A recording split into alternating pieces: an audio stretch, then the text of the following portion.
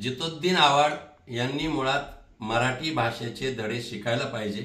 मराठीमध्ये शब्दाचे दोन अर्थ निघतात। अनेकदा स्वतः अनेक शब्दाचे वेगवेगळे अर्थ निघाल्यानंतर त्यांनी माफी मागितलेली। प्रभू रामचंद्र मटण खात होते, मांसाहारी होते असं ते म्हणाले आणि दुसऱ्या दिवशी माफी मागितली होती, मी असं म्हणालोच नाही। आणि म्हणून आव्हाड साहेब, तुम्हाला लहानपणापासून कधीतरी पिसाळलेलं कुत्रं चावलेलं असावा।